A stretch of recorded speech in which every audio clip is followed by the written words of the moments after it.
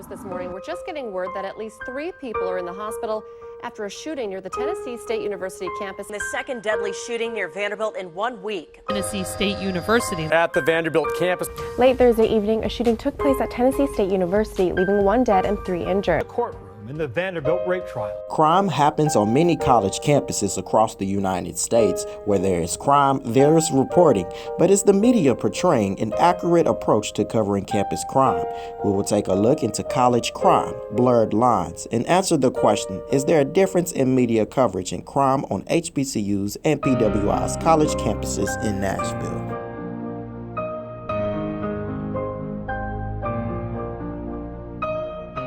The universities a part of this research are Vanderbilt, Belmont, Tennessee State, and Fisk University. I had the opportunity to sit down with Tony Gonzalez of Nashville Public Radio, who has covered college crime throughout his reporting career. I think the media is trying to cover crime equally. And what I think that means is they're mostly going to cover only the most serious crimes.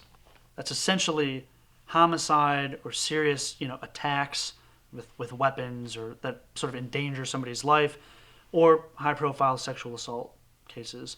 I think if those types of high-level crimes occur, they're going to get coverage, no matter what the campus is. I think it's the next level down of crime where you're maybe going to see a little bit of difference. If there's a rash of burglaries or something like that, or damage or vandalism, things like that. I don't know if those are going to get covered.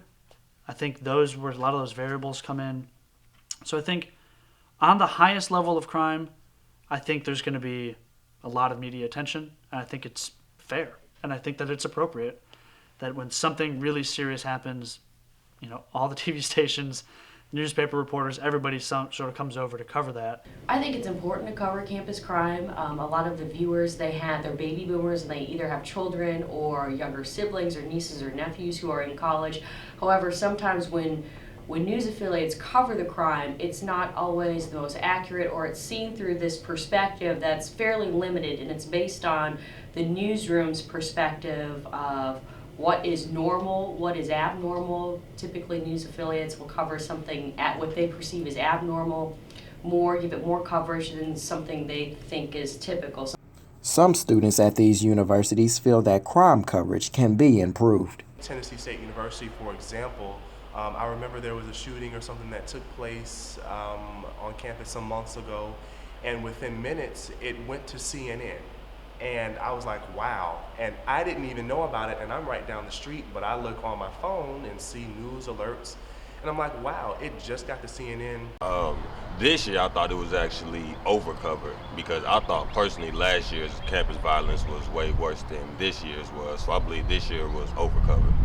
A pattern and a trend that I've seen is that when something happens specifically at a historically black college or university, it's like they take that and they run with it, and they try to speaking as in the news stations or media coverage, it's like it's taken and it's perpetuated in a way that it's bigger than, it's like, why? Why are you promoting this so much more than something else?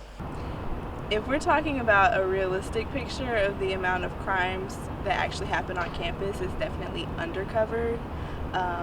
The students know about crimes. We receive, updates and emails when something has happened so that we can all be safe, but the greater Nashville community or community at large, I would say, is not well informed on the amount of crimes that happen on our campus. Crimes that happen publicly and then are reported.